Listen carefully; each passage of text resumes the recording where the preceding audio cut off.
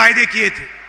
ನಾವು ಕೂಡ ಚುನಾವಣೆಯ ಸಂದರ್ಭದಲ್ಲಿ ತಮ್ಮೆಲ್ಲರಿಗೂ ಕೂಡ ಹಲವಾರು ಆಶ್ವಾಸನೆಗಳನ್ನ ಕೊಟ್ಟಿದ್ದೆವು। 5 गारंटी देने के वायदे किए थे।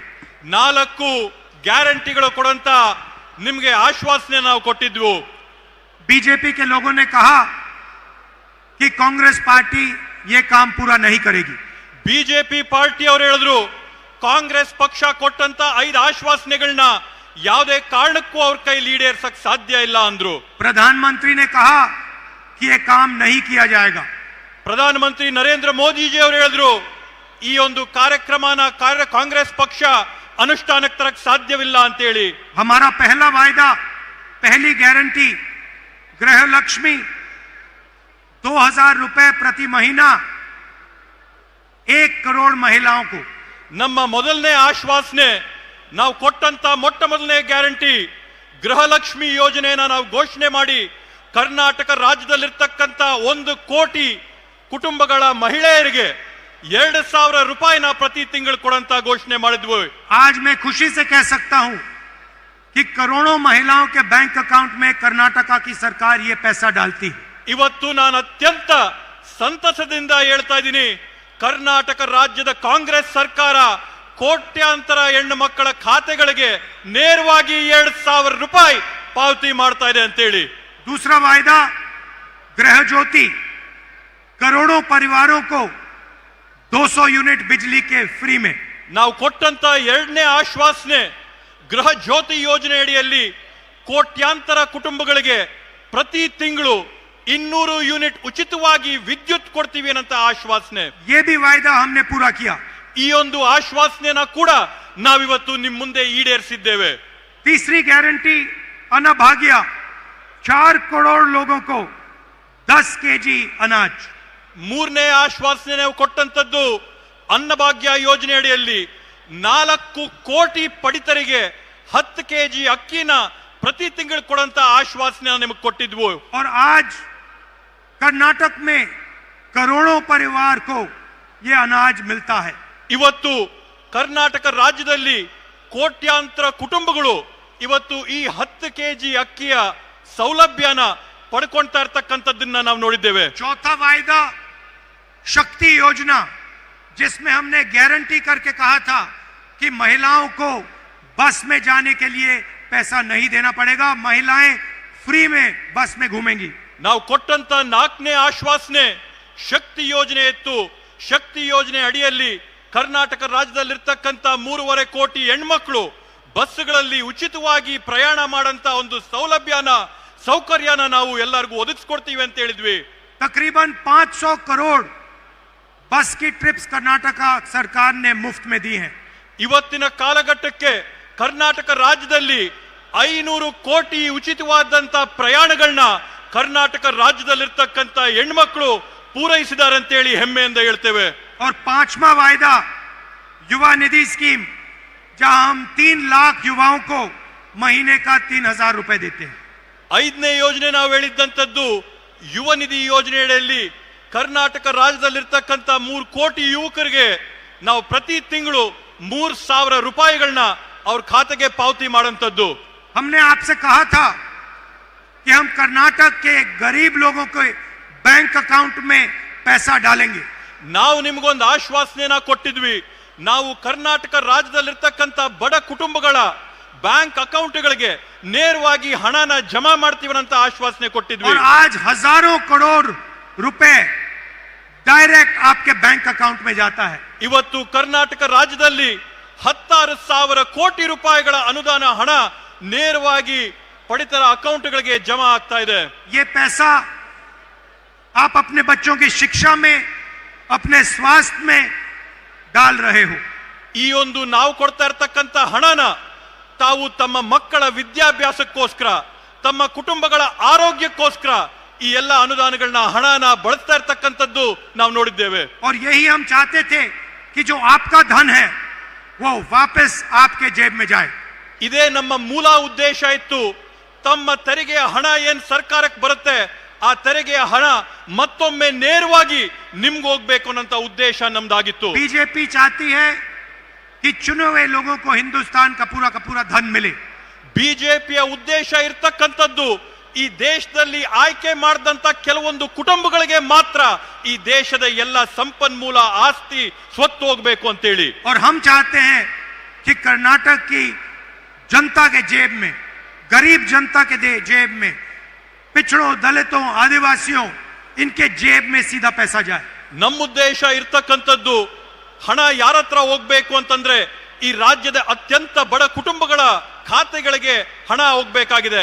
ಈ ರಾಜ್ಯದಲ್ಲಿರ್ತಕ್ಕಂಥ ಪರಿಶಿಷ್ಟ ಜಾತಿ, ಪರಿಶಿಷ್ಟ ಪಂಗಡ, ಬುಡಕಟ್ಟು, ಹಿಂದುಳಿದ ವರ್ಗದ ಕುಟುಂಬಗಳಿಗೆ ಈ ಹಣ ಹೋಗ್ಬೇಕು ಅನ್ನೋ ಉದ್ದೇಶ ನಮ್ಮ ಕಾಂಗ್ರೆಸ್ ಸರ್ಕಾರದ್ದು. जब हम पैसा आपके जेब में डालते हैं तो ये पैसा मार्केट में जाता है. ನಾವು ಈ ಹಣನ ನಿಮ್ ಖಾತೆಗಳಿಗೆ ಹಾಕದಂತ ಸಂದರ್ಭದಲ್ಲಿ ತಾವು ಈ ಹಣನ ಮತ್ತೊಮ್ಮೆ ಮಾರುಕಟ್ಟೆಗೆ ತಂದು ಖರ್ಚು ಮಾಡ್ತೀರಾ. इससे प्रोडक्शन बढ़ती है, ಇದರಿಂದ ಉತ್ಪಾದನೆ ಹೆಚ್ಚಾಗುತ್ತೆ और गांव-गांव में पैसे का इंजेक्शन होता है. ಹಾಗೇನೆ ಪ್ರತಿಯೊಂದು ಗ್ರಾಮದಲ್ಲಿ ಕೂಡ ಹಣದ ವಹಿವಾಟು ಪ್ರಾರಂಭ ಆಗುತ್ತೆ. इस पैसे को आप अपने गांव में, शहरों में, कस्बों में खर्च करते हो. ಈ ಒಂದು ಹಣನ ನೀವು ನಿಮ್ಮ ಊರುಗಳಲ್ಲಿರ್ತಕ್ಕಂಥ ಕಿರಾಣಿ ಅಂಗಡಿಗಳಲ್ಲಿ, ನಿಮ್ಮ ಊರುಗಳಲ್ಲಿರ್ತಕ್ಕಂಥ ಸಣ್ಣ ಪುಟ್ಟ ಕಾರ್ಯಕ್ರಮಗಳಲ್ಲಿ ತಾವು ಬಳಸ್ತೀರಾ. और इस पैसे से कर्नाटक की अर्थव्यवस्था को फायदा पहुंचा है. ಈ ಒಂದು ಹಣದಿಂದ ಕರ್ನಾಟಕದ ರಾಜ್ಯದ ಆರ್ಥಿಕ ವ್ಯವಸ್ಥೆಗೆ ಸುಧಾರಣೆ ತಂದ ಆಗುತ್ತೆ. बीजेपी के मॉडल में वो 2-3 अरबपतियों को सारा का सारा धन पकड़ा देते हैं. ಬಿಜೆಪಿ ಅವರ ಉದ್ದೇಶ ಇರತಕ್ಕಂಥದ್ದು ಈ ಹಣವನ್ನೆಲ್ಲ ಕೂಡ 2-3 ಕೋಟ್ಯಾಧಿಪತಿಗಳಿಗೆ ಸೇರಿಸಬೇಕು ಅನ್ನೋಂಥದ್ದು ಬಿಜೆಪಿ ಅವರ ಉದ್ದೇಶ. ये अरबपति अपना पैसा गांव में, कस्बों में नहीं खर्च करते हैं. ಈ ಕೋಟ್ಯಾಂತೀಶ್ವರರು ಅವ್ರಿಗೆ ಸಿಕ್ಕಂತ ಹಣನ ನಮ್ಮಲ್ಲಿರ್ತಕ್ಕಂಥ ಗ್ರಾಮಗಳಲ್ಲಿ, ಪಟ್ಟಣಗಳಲ್ಲಿ ಖರ್ಚು ಮಾಡೋದಿಲ್ಲ. ये लंदन में, न्यूयॉर्क में इधर उधर एसेट्स खरीदते हैं. ಈ ಕೋಟ್ಯಾಧಿಪತಿಗಳು ಲಂಡನ್, ನ್ಯೂಯಾರ್ಕ್ ಇಂಥ ವಿದೇಶಗಳಲ್ಲಿರ್ತಕ್ಕಂಥ ನಗರಗಳಲ್ಲಿ ಬೇರೆ ಬೇರೆ ಆಸ್ತಿಗಳನ್ನ ಖರೀದಿ ಮಾಡ್ತಾರೆ. और आपका पैसा चुने हुए लोगों के हाथों में चला जाता है. ಮತ್ತೆ ತಮ್ಮ ಹಣ, ತಮ್ಮ ತೆರಿಗೆಯ ಹಣ ಕೆಲವೊಂದು ಆಯ್ಕೆ ಮಾಡಿದಂತ 3-4 ಜನರ ಖಾತೆಗಳಿಗೆ उनके ಹೊರಟೋಗುತ್ತೆ. मॉडल में रोजगार खत्म होता है, हमारे मॉडल में रोजगार पैदा होता है. ಅವರು ಮಾಡ್ತಕ್ಕಂಥ ವ್ಯವಸ್ಥೆಯಲ್ಲಿ ಉದ್ಯೋಗಗಳು ಮುಗಿಸ್ತಾರೆ. ನಾವು ಮಾಡಂತ ಒಂದು ನಮ್ಮ ಕಾರ್ಯಕ್ರಮದಲ್ಲಿ ನಾವು ಉದ್ಯೋಗಗಳನ್ನ ಸೃಷ್ಟಿ ಮಾಡೋಂಥದ್ದು ಮಾಡ್ತೀವಿ, ಸೃಜನೆ ಮಾಡ್ತೀವಿ. उनके मॉडल में अगर आप बीमार होते हो तो आपको कर्ज में डूबना पड़ता है. ಅವರ ಒಂದು ವ್ಯವಸ್ಥೆಯಲ್ಲಿ ನೀವೇನಾದ್ರೂ ಅನಾರೋಗ್ಯ ಆದ್ರೆ ನೀವು ಸಾಲದ ಒಂದು ಸಿಳುಕಿಗೆ ಸಿಕ್ಕಿ ನಿಮಗೆ ಅತ್ಯಂತ ತೊಂದರೆ ಆಗುತ್ತೆ. हमारे मॉडल में आप बीमार होते हो, आपके जेब में पैसा होता है इलाज कराने के लिए. ನಮ್ಮ ಒಂದು ವ್ಯವಸ್ಥೆಯಲ್ಲಿ ನಿಮ್ಗೇನಾದ್ರೂ ಅನಾರೋಗ್ಯದಿಂದ ಬಳಲ್ತಾ ಇದ್ರೆ ನಿಮ್ ಜೋಬಲ್ಲಿ ನಿಮಗ್ ಖರ್ಚು ಮಾಡ್ಕೊಳ್ಳಕ್ಕೆ ನಾವು ಕಾಸು ಹಾಕ್ತೀವಿ. उनके मॉडल में आप लाखों करोड़ रुपए स्कूल्स और कॉलेजेस और यूनिवर्सिटीज, प्राइवेट स्कूल्स और कॉलेजेस और यूनिवर्सिटी को देते हो. ಅವರ ಒಂದು ವ್ಯವಸ್ಥೆಯಲ್ಲಿ ಖಾಸಗಿ ಆದಂತ ವಿದ್ಯಾಸಂಸ್ಥೆಗಳಿಗೆ, ವಿಶ್ವವಿದ್ಯಾನಿಲಯಗಳಿಗೆ ಲಕ್ಷಾಂತರ ರೂಪಾಯಿಗಳನ್ನ ತಾವು ಕಟ್ಟಿ ನಿಮ್ಮ ಮಕ್ಕಳಿಗೆ ವಿದ್ಯಾಭ್ಯಾಸ ಮಾಡಿಸಬೇಕಾಗುತ್ತೆ. लाखों परिवारों को कर्ज में जाना पड़ता है. ಲಕ್ಷಾಂತರ ಕುಟುಂಬಗಳಿಗೆ ಸಾಲಕ್ಕೆ ಸಿಲುಕ್ತಾರೆ. हमारे मॉडल में हम आपको पैसा देते हैं. ನಮ್ಮ ಒಂದು ವ್ಯವಸ್ಥೆಯಲ್ಲಿ, ನಮ್ಮ ಆರ್ಥಿಕ ವ್ಯವಸ್ಥೆಯಲ್ಲಿ ನಾವು ನಿಮ್ ಜೇಬಿಗೆ ಕಾಸನ್ನ ತುಂಬ್ತೀವಿ. जब हम 5 गारंटीज की बात कर रहे थे, मैंने एक और मुद्दा उठाया था. ನಾವು 5 ಗ್ಯಾರಂಟಿಗಳ ಬಗ್ಗೆ ಚರ್ಚೆ ಮಾಡ್ತಾ ಇರಬೇಕಾದಂತ ಸಂದರ್ಭದಲ್ಲಿ ನಾನು ಮತ್ತೊಂದು ವಿಷಯನ ಪ್ರಸ್ತಾಪ ಮಾಡಿದೆ. मुझे पता लगा था कि कर्नाटक में ऐसे बहुत सारे लोग हैं जिनके पास जमीन है मगर मालिकाना हक नहीं है. ನನಗೊಂದು ಕರ್ನಾಟಕ ರಾಜ್ಯದಲ್ಲಿ ಮನವರಿಕೆ ಆಗಿತ್ತು. ಕರ್ನಾಟಕ ರಾಜ್ಯದಲ್ಲಿ ಲಕ್ಷಾಂತರ ಜನ ಇದ್ದಾರೆ, ಯಾರು ಭೂಮಿಯ ಅನುಭವದಲ್ಲಿದ್ದಾರೆ, ಆದ್ರೆ ಆ ಭೂಮಿಯ ಹಕ್ಕು ಪತ್ರಗಳು, ಆ ಭೂಮಿಯ ಸಾಕ್ಷಿ ಆಧಾರಗಳು ಅವ್ರ ಹತ್ರ ಇಲ್ಲ ಅನ್ನೋಂಥದ್ದು ನನಗೆ ಮನವರಿಕೆ ಆಗಿತ್ತು. दलित, आदिवासी हैमलेट्स को रेवेन्यू विलेज माना ही नहीं जाता था. ದಲಿತರು ಮತ್ತು ಬುಡಕಟ್ಟ ಜನ ಇರ್ತಕ್ಕಂಥ ಪ್ರದೇಶಗಳು, ಗ್ರಾಮಗಳು ಕಂದಾಯ ಗ್ರಾಮ ಅಂತಾನೆ ಘೋಷಣೆ ಆಗಿರಲಿಲ್ಲ. ये लोग गांव में रहते थे मगर इनको कोई हक नहीं मिलते. ಆ ಗ್ರಾಮಗಳಲ್ಲಿದ್ದಂತ ಬುಡಕಟ್ಟು ಪರಿಶಿಷ್ಟ ಜಾತಿಯ ಜನಕ್ಕೆ ಅವರ ಭೂಮಿ ಮಾಲೀಕತ್ವದ ಹಕ್ಕೇ ಇರಲಿಲ್ಲ. इसमें हर जात के लोग थे, हर धर्म के लोग थे. ಈ ಒಂದು ಗ್ರಾಮಗಳಲ್ಲಿ ಪ್ರತಿ ಜಾತಿಯ ಜನ ಇದ್ರು, ಪ್ರತಿ ಧರ್ಮದ ಜನ ಇದ್ರು. इनको मालिकाना हक नहीं था, इनकी प्रॉपर्टी राइट्स नहीं थी, इनको सरकार की कोई फैसिलिटी नहीं मिलती थी. ಇವ್ರಿಗೆ ಭೂಮಿಯ ಮಾಲೀಕತ್ವದ ಹಕ್ಕುಗಳಿರ್ಲಿಲ್ಲ, ಸರ್ಕಾರ ಕೊಡಂತ ಸೌಲಭ್ಯಗಳಿರ್ಲಿಲ್ಲ, ಹಕ್ಕು ಪತ್ರಗಳು ಅವ್ರ ಕೈಯಲ್ಲಿರ್ಲಿಲ್ಲ. सालों से ये परिवार जमीन उस जमीन पे रह रहे थे। 16 ವರ್ಷಗಳಿಂದ ಈ ಕುಟುಂಬಗಳು ಆ ಭೂಮಿಯ ಅನುಭವದಲ್ಲಿದ್ರು, ಆದ್ರೆ ಸಾಕ್ಷಿ ಆಧಾರಗಳಿರಲಿಲ್ಲ.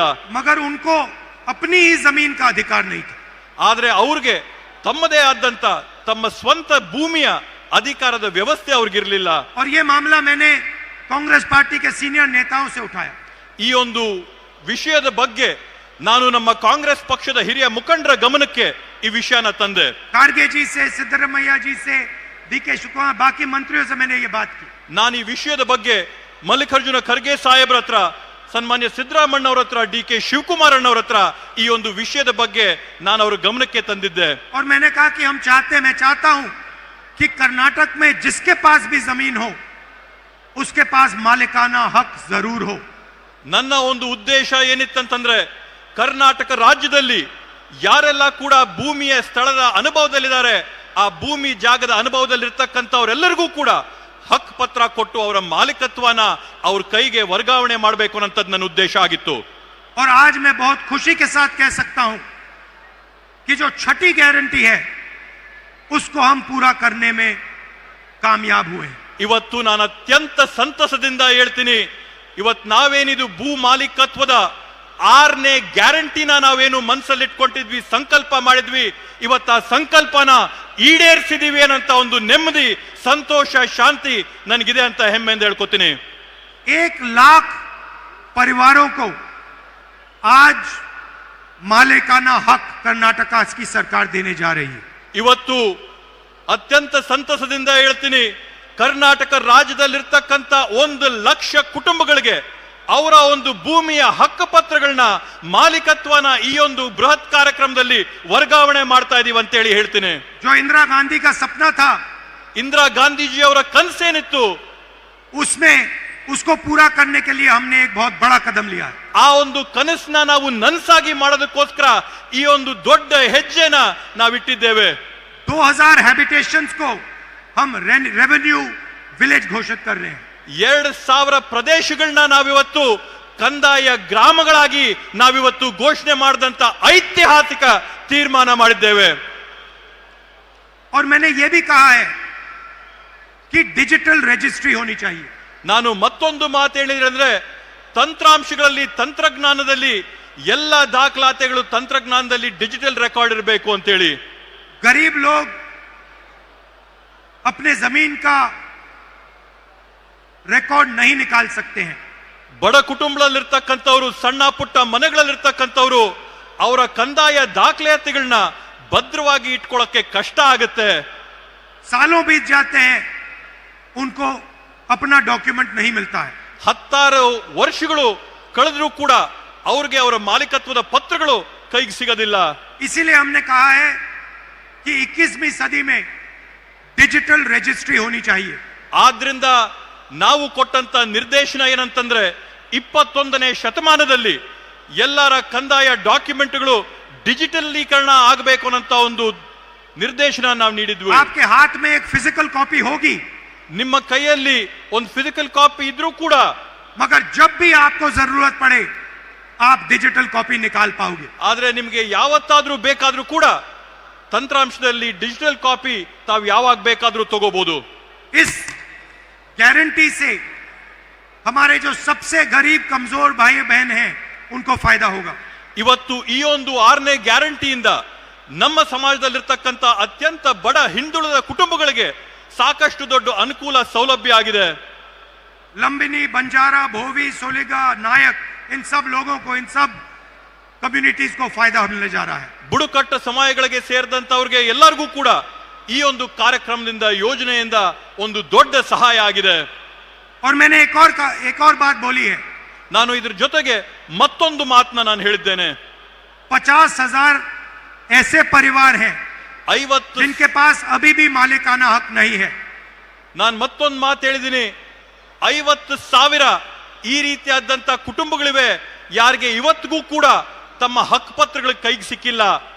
हम चाहते हैं कि 6 महीने के अंदर उन 50,000 परिवारों को भी मालिकाना हक दिया जाए. ನಾನ್ ತಮ್ಗೆ ಆಶ್ವಾಸನೆ ಕೊಡ್ತೇನೆ, ಮುಂದೆ ಬರುವಂತ 6 ತಿಂಗಳ ಒಳಗಡೆ ಈ 50,000 ಕುಟುಂಬಗಳಿಗೂ ಕೂಡ ಅವರ ಹಕ್ ಪತ್ರನ ಕೊಡಂತ ಕೆಲಸನ ನಮ್ಮ ಸರ್ಕಾರದ ವತಿಯಿಂದ ಮಾಡಿಸ್ತೇವೆ ಅಂತೇಳಿ 2000 रेवेन्यू विलेजेस घोषित किए गए हैं 2000 ಕಂದಾಯ ಗ್ರಾಮಗಳನ್ನ ಊರ್ಜಿತ ಮಾಡಿದ್ದೇವೆ हम चाहते हैं कि 500 और नए रेवेन्यू विलेजेस घोषित हों ನಮ್ಮ ಗುರಿ ಇರತಕ್ಕಂತದ್ದು ಕರ್ನಾಟಕ ರಾಜ್ಯದಲ್ಲಿ ಇನ್ನೂ ಕೂಡ 500 ನೂತನವಾದಂತ ಕಂದಾಯ ಗ್ರಾಮಗಳನ್ನ ನಾವು ಘೋಷಣೆ ಮಾಡಬೇಕು ಅಂತೇಳಿ कर्नाटका में कोई नहीं होना चाहिए जिसके पास अपनी जमीन का मालिकाना हक नहीं है ಕರ್ನಾಟಕ ರಾಜ್ಯದಲ್ಲಿ ಯಾರು ಕೂಡ ತಮ್ಮ ಭೂಮಿಯ ಹಕ್ಕು ಪತ್ರ ಇಲ್ಲದೆ ಇದ್ದಂತವರು ತಮ್ಮ ಭೂಮಿಯ ಮಾಲೀಕತ್ವ ಇಲ್ಲದೆ ಇದ್ದಂತವರು ಯಾರು ಕೂಡ ಇರಬಾರದು ಅನ್ನಂತದ್ದು ನಮ್ಮ ಸಂಕಲ್ಪ जो कांग्रेस पार्टी के स्टेट डिस्ट्रिक्ट और विलेज गारंटी कमिटीज हैं ಕರ್ನಾಟಕ ರಾಜ್ಯದಲ್ಲಿರ್ತಕ್ಕಂತ ಜಿಲ್ಲೆ ತಾಲೂಕು ಗ್ರಾಮದ ಗ್ಯಾರಂಟಿ ಸಮಿತಿಗಳೇನಿವೆ उनसे मैं कहता हूं कि आप हर परिवार को उनकी डीड जाके दो ನಾನು ಈ ಸಮಿತಿಗಳಿಗೆ ನಾನು ಮನವಿ ಮಾಡ್ಕೊಂತೀನಿ ಈ ರೀತಿಯಾದಂತ ಕುಟುಂಬಗಳು ನಿಮ್ಮಲ್ಲಿದ್ರೆ ಅವರೆಲ್ಲರಿಗೂ ಕೂಡ ಅವರ ಹಕ್ಕನ್ನ ಕೊಡಿಸಂತ ಕೆಲಸ ತಾವು ಮಾಡಬೇಕು ಅಂತ ಹೇಳಿ हर परिवार को अपना मालिकाना हक मिलना चाहिए ಪ್ರತಿಯೊಂದು ಪರಿವಾರಕ್ಕೂ ಕುಟುಂಬಕ್ಕೂ ಕೂಡ ತಮ್ಮ ಹಕ್ ಪತ್ರಗಳು ತಮ್ಮ ಮಾಲೀಕತ್ವದ ಪ್ರಮಾಣ ಪತ್ರಗಳು ಸಿಗಬೇಕು ಅನ್ನೋಂಥದ್ದನ್ನ ಮನವಿ ಮಾಡ್ತೀನಿ और हम चाहते हैं कि कर्नाटक हिंदुस्तान का पहला प्रदेश हो जहां जिसके पास भी जमीन है उसके पास उस जमीन का हक है ನಮ್ಮ ಉದ್ದೇಶ ಇರತಕ್ಕಂಥದ್ದು ಭಾರತ ದೇಶದಲ್ಲಿ ಕರ್ನಾಟಕ ರಾಜ್ಯ ಮೊಟ್ಟ ಮೊದಲನೇ ರಾಜ್ಯ ಆಗಬೇಕು ಯಾವ ರಾಜ್ಯದಲ್ಲಿ ಇರ್ತಕ್ಕಂಥ ಪ್ರತಿಯೊಬ್ಬ ಸಾರ್ವಜನಿಕರು ಮಾಲೀಕತ್ವದಲ್ಲಿ ಅನುಭವದಲ್ಲಿರ್ತಕ್ಕಂಥ ಭೂಮಿಯ ಪತ್ರಗಳು ಅವ್ರ ಕೈಯಲ್ಲಿರಬೇಕು ಅವರ ಮಾಲೀಕತ್ವದ ಹಕ್ಕು ಪತ್ರ ಅವ್ರಿಗೆ ಸಿಕ್ಕಿರಬೇಕು ಅನ್ನೋ ಉದ್ದೇಶ वायदा हमने आपको 5 गारंटी का किया था ಇವಾಗವರೆಗೂ ನಾವು ನಿಮಗೆ 5 ಗ್ಯಾರಂಟಿಗಳ ಆಶ್ವಾಸನೆ ಕೊಟ್ಟಿದ್ವಿ मगर सच्चाई में हमने आपके लिए 6 गारंटी की है ಆದ್ರೆ ವಾಸ್ತವವಾಗಿ ನಿಜವಾಗಿ ಕೂಡ ನಾವು ನಿಮ್ಗೋಸ್ಕರ 6 ಗ್ಯಾರಂಟಿಗಳನ್ನ ಈಡೇರಿಸಿದ್ದೇವೆ और ये शायद सबसे जरूरी कर्नाटक के भविष्य के लिए गारंटी है ಈ 6ನೇ ಗ್ಯಾರಂಟಿ ಏನ್ ನಾವು ಈಡೇರಿಸಿದೀವಿ ಕರ್ನಾಟಕ ರಾಜ್ಯದ ಭವಿಷ್ಯಕ್ಕೆ ಅತ್ಯಮೂಲ್ಯವಾದಂತ ಕೊಡುಗೆಯಾಗಿ ಇದಾಗಿದೆ इससे करोड़ों परिवारों को फायदा होने जा रहा है ಈ ಒಂದು ಹಕ್ಕು ಪತ್ರಗಳಿಂದ ಕೋಟ್ಯಾಂತರ ಕುಟುಂಬಗಳಿಗೆ ಅನುಕೂಲ ಆಗಂತದ್ದನ್ನ ನಾವು ನೋಡ್ತೇವೆ आप सबका मैं बहुत बहुत धन्यवाद करता हूं नमस्कार जय हिंद ತಮ್ಮೆಲ್ಲರಿಗೂ ಕೂಡ ನಾನು ವಂದನೆಗಳನ್ನ ನಮನಗಳನ್ನ ಸಲ್ಲಿಸ್ತಾ ನನ್ನ ಮಾತುಗಳನ್ನ ಮುಗಿಸ್ತೀನಿ ಜೈ ಹಿಂದ್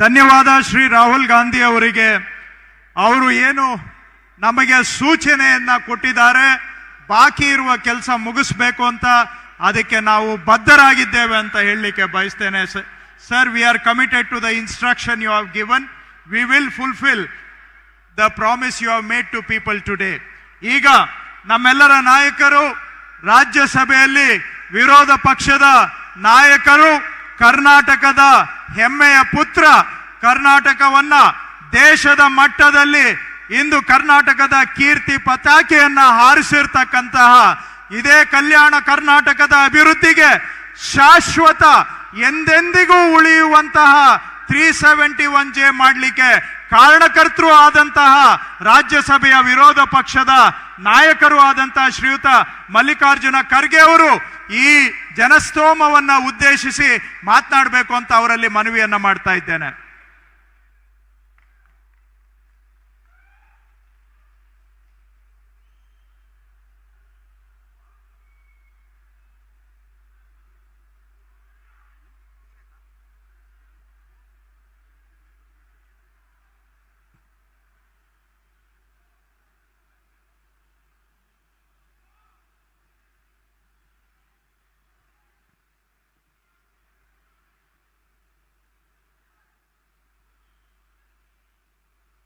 ಇಂದಿನ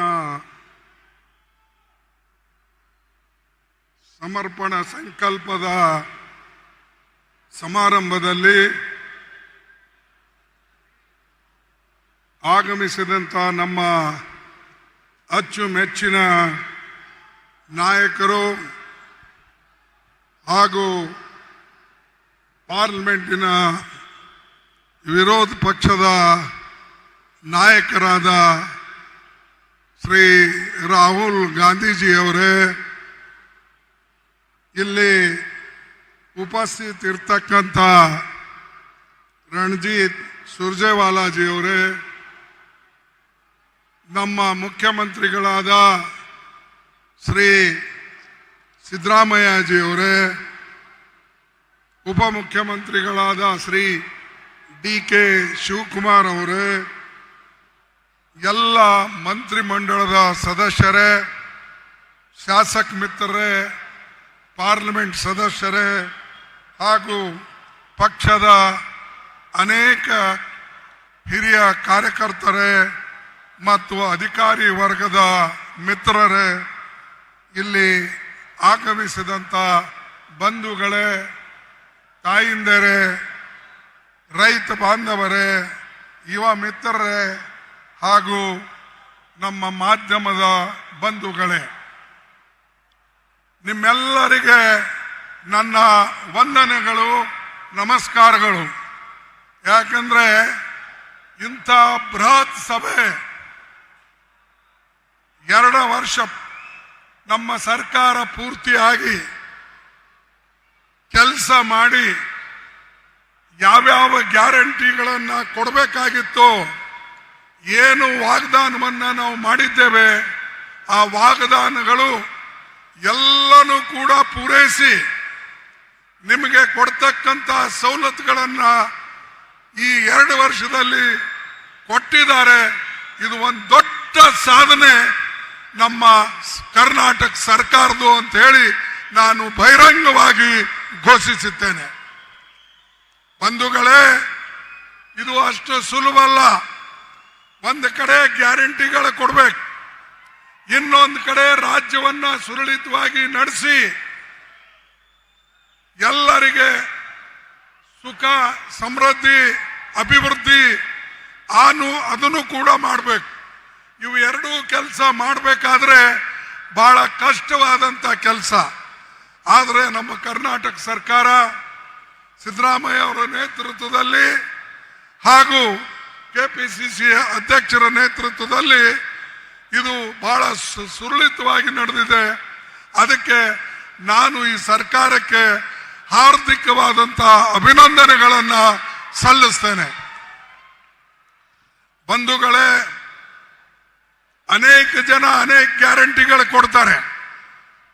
ಮೋದಿ ಅವರು ಕೂಡ ಒಂದು 20 ಗ್ಯಾರಂಟಿ ಕೊಟ್ಟಿದ್ದಾರೆ.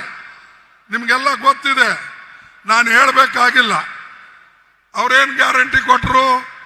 ನಾನು ಅಧಿಕಾರಕ್ಕೆ ಬಂದ ಮೇಲೆ ಹೊರದೇಶದಲ್ಲಿರ್ತಕ್ಕಂಥ ಕಪ್ಪು ಹಣ ತಂದು ಪ್ರತಿ ಒಬ್ಬರಿಗೆ 15 ಲಕ್ಷ ರೂಪಾಯಿ ಕೊಡ್ತೀನಿ ಅಂತ ಹೇಳಿ ಅವರು ಎಲ್ಲರಿಗೆ ಒಂದು ಪ್ರಮಾಣ ಮಾಡಿ ಹೇಳಿದ್ರು. ಅದನ್ನ ಕೊಡಕ್ಕಾಯ್ತಾ? ಅವರಿಗೆ ಆಗಲಿಲ್ಲ. ಅದೇ ರೀತಿಯಾಗಿ 2 ಕೋಟಿ ನೌಕರಿಗಳು ಕೊಡ್ತೀನಂದ್ರು. ಅದು ಕೊಡಕ್ಕಾಯ್ತಾ? ಅವರಿಗೆ ಆಗಲಿಲ್ಲ. ನೋಟ್ ಬಂದಿ ಮಾಡಿದ್ರು. ಮಾಡಿ ನಾನು ದೇಶಕ್ಕೆ ಉದ್ಧಾರ ಮಾಡ್ತೀನಿ ಅಂತ ಹೇಳಿ ಎಲ್ಲಿ ಬಡವರ ಸಂಸಾರಗಳನ್ನ ಹಾಳು ಮಾಡಿದ್ರು. ಇಂಥವ ಅನೇಕ ವಿಚಾರಗಳಿವೆ. ನಾ ಎಲ್ಲನೂ ಕೂಡ ಈ ಸಂದರ್ಭದಲ್ಲಿ ಹೇಳಕ್ ಹೋಗೋದಿಲ್ಲ. ಆದರೆ ನಮ್ಮ ಸರ್ಕಾರ ಏನು ಗ್ಯಾರಂಟಿಯನ್ನ ಹೇಳಿತ್ತೋ, ಚುನಾವಣೆಯಲ್ಲಿ ನಾವು ಏನು ವಾಗ್ದಾನ ಮಾಡಿದ್ದೇವೆ, ಮತ್ತು ವಿಶೇಷವಾಗಿ ರಾಹುಲ್ ಗಾಂಧಿ ಅವರು, ಪ್ರಿಯಾಂಕಾ ಗಾಂಧಿ ಅವರು ಇಲ್ಲಿ ಬಂದು ಪ್ರತಿ ಒಂದು ಗ್ಯಾರಂಟಿ ಬಗ್ಗೆ ಬಹಿರಂಗವಾಗಿ ಅವರು ಹೇಳಿದ್ರು. ಅದನ್ನ ಇವತ್ತು ಕರ್ನಾಟಕ ಸರ್ಕಾರ ಇಂಪ್ಲಿಮೆಂಟ್ ಮಾಡಿದೆ, ಅನುಷ್ಠಾನದಲ್ಲಿ ತಂದಿದೆ. ಇದು ಬಹಳ ದೊಡ್ಡ ಸಾಧನೆ ನಮ್ಮದಾಗಿದೆ. ಅದಕ್ಕಾಗಿ ನಾವೆಲ್ಲರೂ ಕೂಡ ಮೆಚ್ಚಲೇಬೇಕು. ಮತ್ತು ಇನ್ನೊಂದು ವಿಶೇಷವಾಗಿ ನಾವು ನೋಡ್ತಕ್ಕಂಥದ್ದು, ಈಗ ದೇಶದಲ್ಲಿ ಅನೇಕ ಘಟನೆಗಳು ನಡೆದಿವೆ. ಅದರಲ್ಲಿ ವಿಶೇಷವಾದಂಥದ್ದು ನಿಮಗೆಲ್ಲ ಗೊತ್ತಿದೆ. ಮೊನ್ನೆ ಪಹಲ್ಗಾಂವ್ನಲ್ಲಿ ಒಂದು ದೊಡ್ಡ ಘಟನೆ ನಡೀತು. ಆ ಪಹಲ್ಗಾಂವ್ನಲ್ಲಿ 26 ಜನರದ ಕೊಲೆ ಆಯಿತು. ಯಾಕೆ ಕೊಲೆ ಆಯಿತು? ಯಾಕಂದ್ರೆ ಮೋದಿ ಸರ್ಕಾರ ಅಲ್ಲಿ ಸೆಕ್ಯೂರಿಟಿ ಕೊಟ್ಟಿಲ್ಲ. ಯಾರು ಟೂರಿಸ್ಟ್ ಹೋಗಿದ್ರು, ಅಲ್ಲಿ ಯಾರು ನೋಡಕ್ ಹೋಗಿದ್ರು, ಅವರಿಗೆ ಪೊಲೀಸ್ ಸೆಕ್ಯೂರಿಟಿ ಆಗಲಿ, ಬಾರ್ಡರ್ ಫೋರ್ಸ್ ಆಗಲಿ, ಅಥವಾ ಅಲ್ಲಿ ಮಿಲಿಟರಿ ಆಗಲಿ ಅವರಿಗೆ ಸಹಾಯ ಮಾಡಲಿಲ್ಲ. ಅದಕ್ಕಾಗಿ 26 ಜನ ಕೊಲೆ ಅಲ್ಲಿ ಆಯ್ತು. ಆದ್ರೂ ಮೋದಿ ಒಂದು ಮಾತಾಡ್ಲಿಲ್ಲ ಅದ್ರ ಬಗ್ಗೆ. ಮೋದಿ ಬರೇ ತನ್ಗೇನು ಹೇಳಬೇಕು ಅದನ್ನ ಹೇಳ್ಕೊಂಡು ಹೋದ್ರು. ಮತ್ ನಾನು ಒಂದು ಮಾತನ್ನ ಹೇಳಿದ್ದೇನೆ, ಇನ್ನೂವರೆಗೆ ಅದರ ಉತ್ತರವನ್ನ ಬಂದಿಲ್ಲ. ಮೋದಿ ಅವರು 17ನೇ ತಾರೀಕು ಕಾಶ್ಮೀರ್ಗೆ ಹೋಗೋರಿದ್ರು. ಆದ್ರೆ 17ನೇ ತಾರೀಕು ಕಾಶ್ಮೀರ್ಗೆ ನೀವು ಹೋಗ್ಬೇಡಿ ಅಂತ ಹೇಳಿ ಅವರ ಬೇಹುಗಾರಿಕೆ ಅಲ್ಲಿರ್ತಕ್ಕಂಥ ಇಂಟೆಲಿಜೆನ್ಸು ಅವರಿಗೆ ಹೇಳಿದ್ರು, ನೀವು ಹೋಗ್ಬೇಡಿ, ಪಾಕಿಸ್ತಾನದಲ್ಲಿ ಇದು ಕಾಶ್ಮೀರ್ನಲ್ಲಿ ಗಲಾಟೆ ಆಗ್ತದೆ, ಅದಕ್ಕಾಗಿ ದಯವಿಟ್ಟು ನೀವು ಕ್ಯಾನ್ಸಲ್ ಮಾಡಿ ಅಂತ ಹೇಳಿ ಅಲ್ಲಿ ಕ್ಯಾನ್ಸಲ್ ಮಾಡಿಸಿದ್ರು. ಇದು ನಿಮಗೆ ಗೊತ್ತಿದ್ದಾಗ 17ನೇ ತಾರೀಕು ನೀವು ಕಾಶ್ಮೀರ್ಗೆ ಹೋಗ್ತಕ್ಕಂಥ ಪ್ರೋಗ್ರಾಮವನ್ನ ಕ್ಯಾನ್ಸಲ್ ಮಾಡುವಾಗ ನೀವು ಯಾಕೆ ಈ ಟೂರಿಸ್ಟ್ ಅನ್ನ ಪೊಲೀಸರ ಮುಖಾಂತರ ಯಾಕೆ ಹೇಳಲಿಲ್ಲ? ನೀವು ಹೋಗ್ಬೇಡಿ, ಅಲ್ಲಿ ತೊಂದರೆ ಇದೆ ಅನ್ನತಕ್ಕಂಥ ಮಾತು ನೀವು ಹೇಳಲಿಲ್ಲ.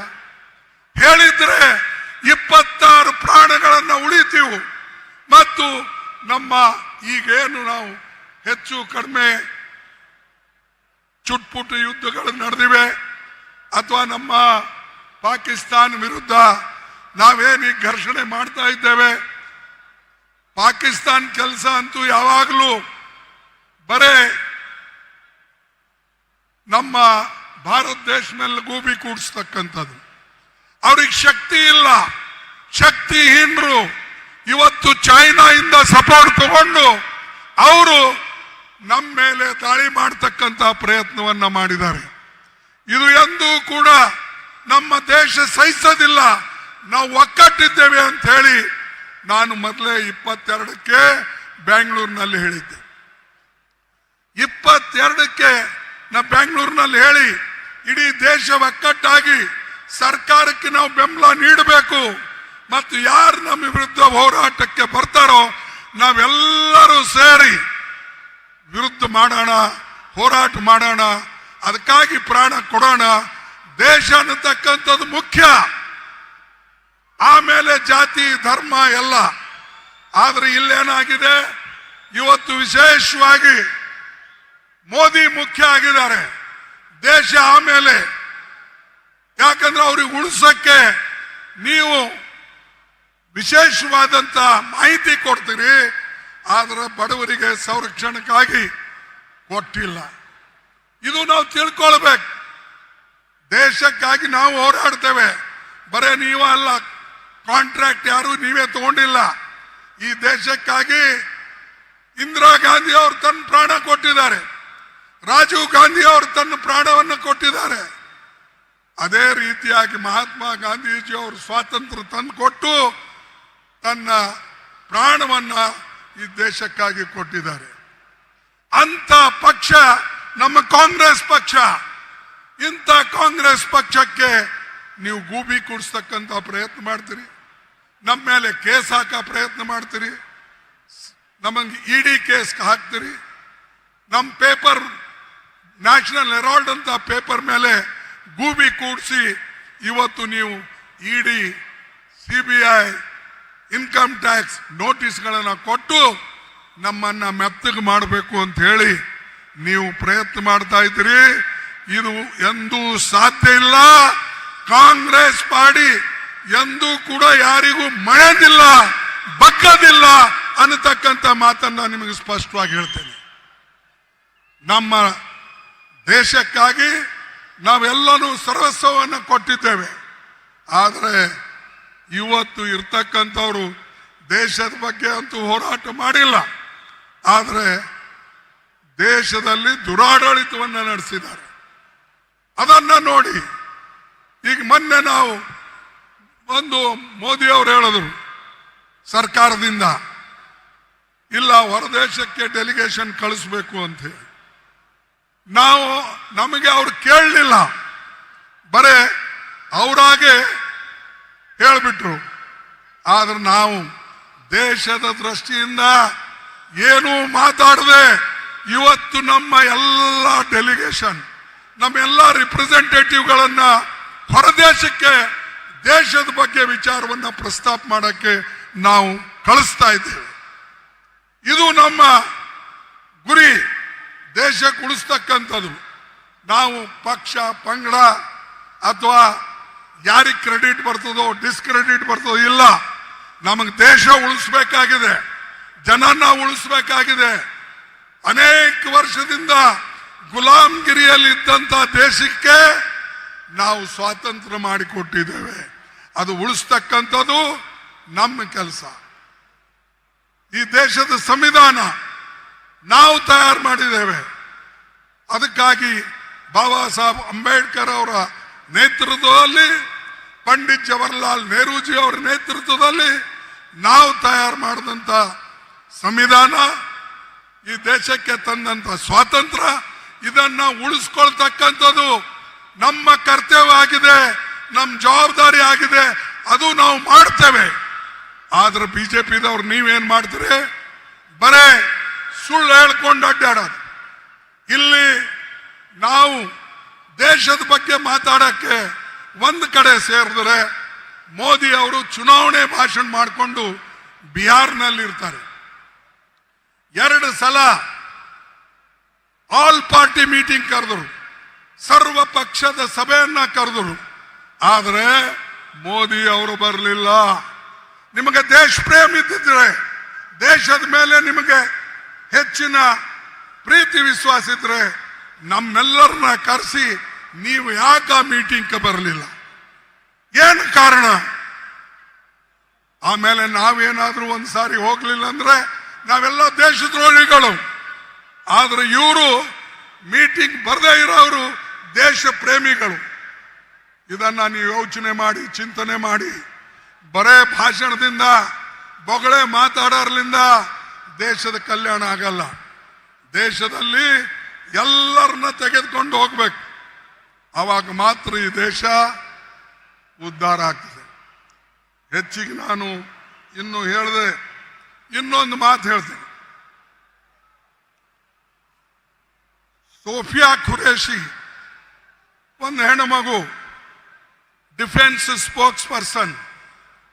ಅವಳು ಮಾತಾಡಿದ ಮೇಲೆ ಒಬ್ಬ ಬಿಜೆಪಿ ಮಿನಿಸ್ಟರ್ ಹೇಳ್ತಾನೆ, ಈ ಹೆಣ್ಮಗಳಿಗೆ ಪಾಕಿಸ್ತಾನ್ ನೆಂಟಿದೆ, ಇವಳು ಪಾಕಿಸ್ತಾನ್ ಏಜೆಂಟ್ ಇದ್ದಾಳೆ ಅನ್ನತಕ್ಕಂಥ ಮಾತು ಹೇಳಿ ಹೀಯಾಳಿಸ್ತಾನೆ.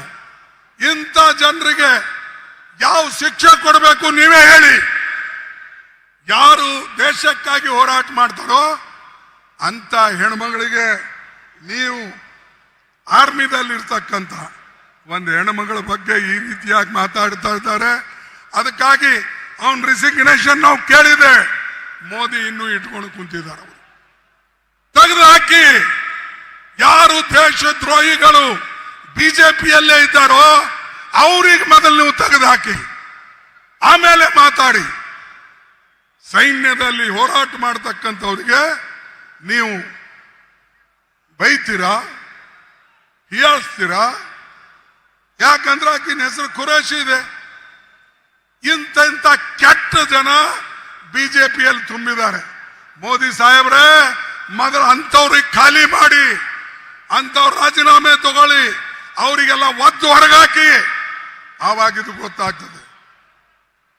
ಅದಕ್ಕಾಗಿ ಈ ನಾವೆಲ್ಲರೂ ಕೂಡ ವಿಚಾರ ಮಾಡತಕ್ಕಂಥದ್ದು. ನಾನು ಹೆಚ್ಚು ಮಾತನಾಡಿದ್ರೆ ಇನ್ನು 2 ಮಾತು ನಮ್ಮ ರಾಜ್ಯದ ಬಗ್ಗೆನೂ ಕೂಡ ನಾನು ಹೇಳಬೇಕಾಗ್ತದೆ. ಸರ್, ಈಗ ರಾಹುಲ್ ಗಾಂಧೀಜಿ ಅವರು ಒಂದು ಪ್ರೋಗ್ರಾಮ್ ಕೊಟ್ಟಿದ್ರು.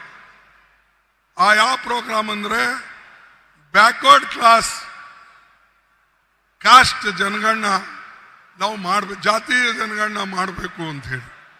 ಇದು ಎಲ್ಲ ಕಡೆ ಈಗ ನಡೆದಿದೆ, ಎಲ್ಲೆಲ್ಲಿ ನಮ್ಮ ರಾಜ್ಯ ಇದೆ ಅಲ್ಲಿ. ನಾವು ಇದ್ರ ಬಗ್ಗೆ ರಾಹುಲ್ ಗಾಂಧಿ ಅವರು ಮಾತಾಡಿದಾಗ ಎಲ್ಲರೂ ಟೀಕೆ ಮಾಡಿದ್ರು. ಆದರೆ ಅವರ ಮಾತಿಗೆ ಮಣಿದು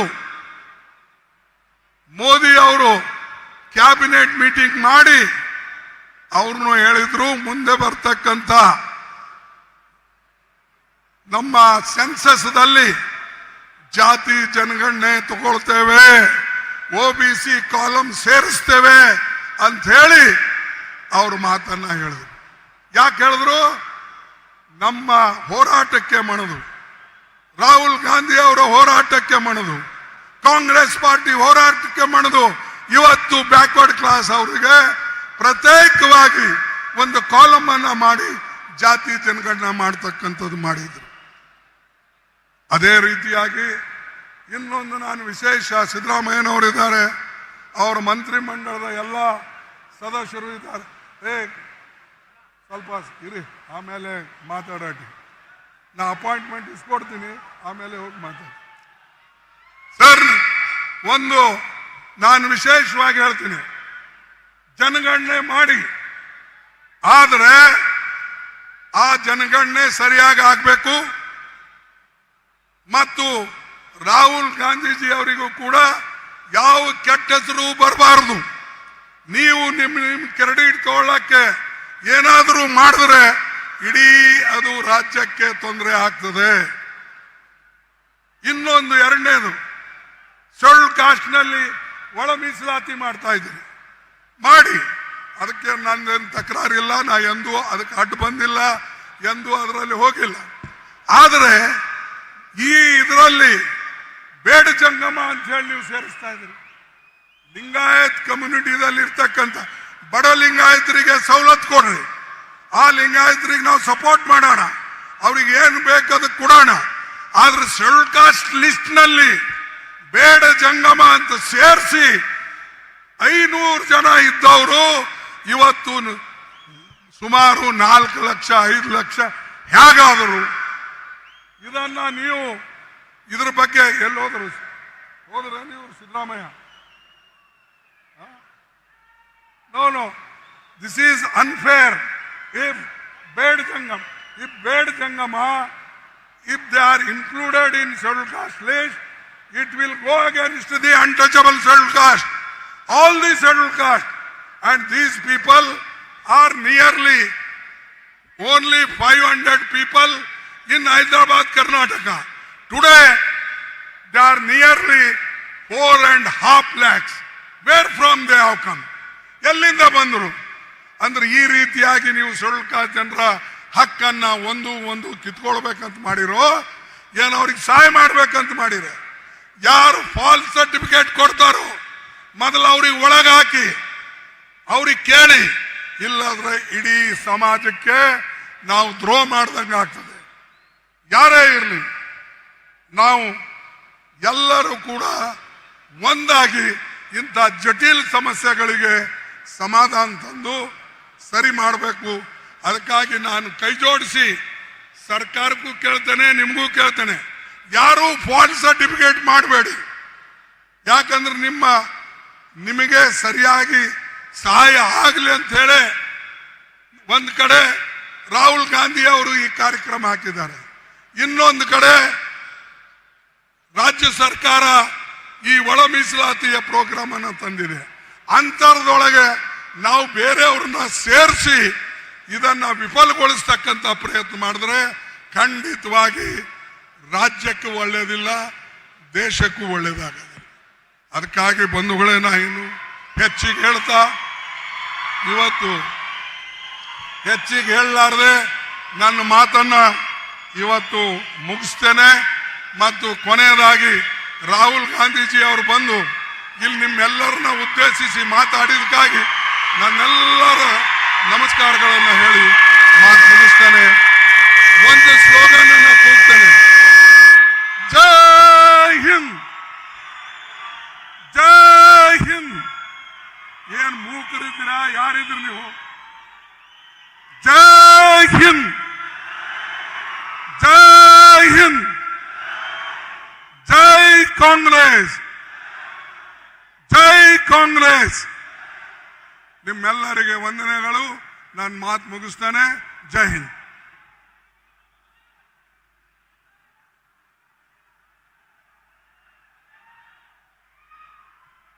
ಧನ್ಯವಾದ ಖರ್ಗೆ ಸಾಹೇಬರಿಗೆ. ಈಗ ಮುಂದೆ ನಾನು ಆರಂಭದಲ್ಲಿ ಹೇಳಿದೆ, ಸವಾಲುಗಳನ್ನ ಬಂಡೆಯಂತೆ ಎದುರಿಸುವ ಸರ್ಕಾರ ನಿಮ್ಮ ಸರ್ಕಾರ, ನುಡಿದಂತೆ ನಡೆದ ಬದ್ಧ ಸರ್ಕಾರ ನಮ್ಮ ಸರ್ಕಾರ, ಜನಪರ ಸೇವೆಗೆ ಸದಾ ಸಿದ್ಧ ಸಿದ್ದರಾಮಯ್ಯನವರ ಸರ್ಕಾರ. ಅವರು ಮಾತನಾಡೋದಕ್ಕೆ ಮೊದಲು ನಮ್ಮನ್ನ ಉದ್ದೇಶಿಸಿ ಮಾತನಾಡಲಿದ್ದಾರೆ. ಬಂಡೆಯಂತೆ ನಮ್ಮ ಸರ್ಕಾರದ ಬೆನ್ನೆಲುಬಾಗಿ ಯಾವ ಸವಾಲುಗಳಿಗೂ ಬಗ್ಗದೆ